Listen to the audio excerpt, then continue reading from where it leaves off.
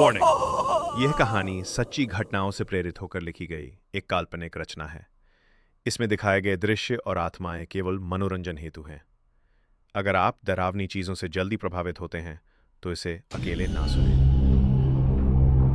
पद्मिनी की परछाई, शापित आत्मा की वापसी। स्थान चित्तौड़गढ़। वर्तमान। मुख्य पात्र आर्या, पुरातत्व विभाग की युवा अधिकारी। राघव, रहस्यमय इतिहासकार। महंत, मंदिर का पुजारी। छाया, पद्मिनी की आत्मा, रहस्यमयी दस्तावेज। दिन सुबह। आर्या को एक पुराना दस्तावेज मिलता है जिसमें लिखा है, जिस दिन सूरज और चांद एक साथ दिखें पद्मिनी लौटेगी। दस्तावेज के नीचे एक खून से बनी मुहर होती है। चित्तौड़गढ़ का किला।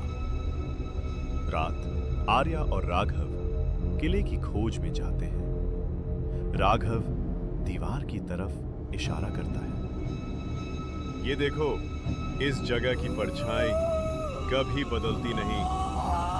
दीवार पर एक साड़ी पहने परछाई हिलती है, लेकिन कोई सामने नहीं होता। महंत की बात, वो आत्मा मरकर भी शांत नहीं हुई। उसने आग में प्रवेश किया था, लेकिन उसकी आत्मा जल नहीं पाई। वो अब इंतजार करती है बदले का।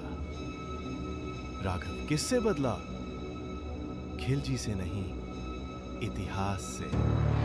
आत्मा का उदय रात के तीसरे पहर। आर्या मंदिर के नीचे बने गुप्त तहखाने में उतरती है। वहां उसे एक टूटा दर्पण मिलता है, लेकिन उसमें उसका अक्स नहीं, एक जली हुई रानी की परछाई दिखती है। मैंने अपनी इज्जत बचा ली, पर अपनी कहानी खो दी। अब मैं खुद को दुनिया को सुनाऊंगी। तेरा शरीर चाहिए मुझे। शाप का खुलासा, जो इस किले में पद्मिनी की असल सच्चाई खोजेगा, वो या तो मर जाएगा या फिर वो बन जाएगा उसकी परछाई। आर्या धीरे धीरे बदलने लगती है। उसकी आंखें सफ़ेद हो जाती हैं, कपड़े लाल साड़ी में बदलते हैं और उसकी आवाज़ गूंजती है, अब मैं पद्मिनी नहीं, मैं परछाई हूँ। अंतिम तांडव। किला कांपने लगता है, हवाएं तेज चलने लगती हैं, मंदिर की घंटियां अपने आप बजने लगती हैं। कैमरे में पद्मिनी की आत्मा आर्या के शरीर में प्रवेश करती है। आत्मा की पुनर्जागृति। आर्या लापता है। स्थानः चित्तौड़गढ़ का किला। अगली सुबह। कैमरा मूवमेंट शांत, हवा, टूटी दीवारें, मंदिर की सीढ़ियों पर सूनी चप्पलें। राघव किले में अकेला घूम रहा है। आर्या का कोई पता नहीं। उसे मंदिर के पीछे एक पत्थर पर खून से लिखा संदेश दिखता है, मैं अब परछाई नहीं, हकदार हूं। महंत का रहस्य।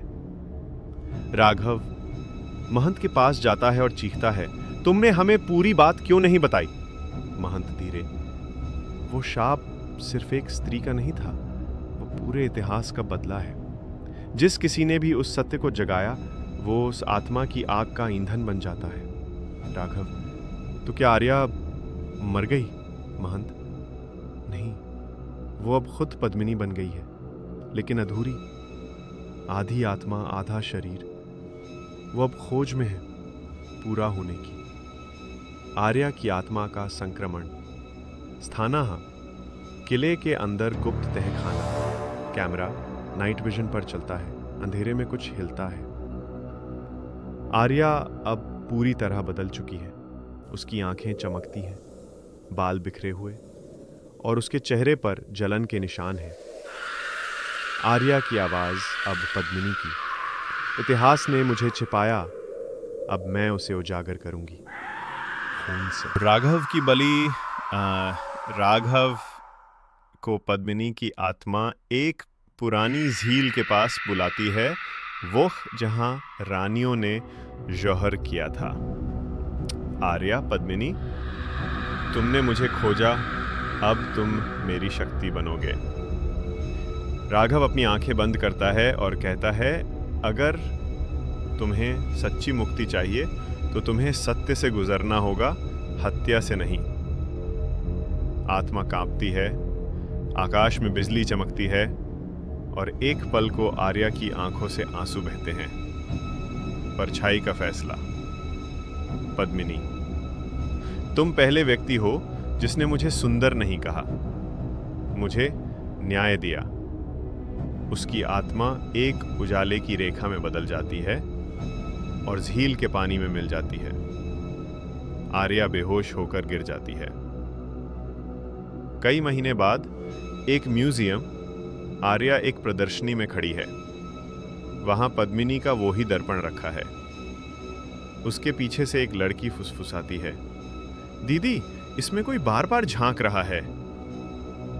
आर्या धीमे से मुस्कुराती है, लेकिन उसकी परछाई दर्पण में नहीं हिल रही। पद्मिनी की परछाई अब और गहरी हो चुकी है। क्या पद्मी फिर से लौटकर आएगी जाने के लिए? सब्सक्राइब करें हमारा YouTube चैनल और कमेंट करना ना भूलें। जल्द आएगा पार्ट 2।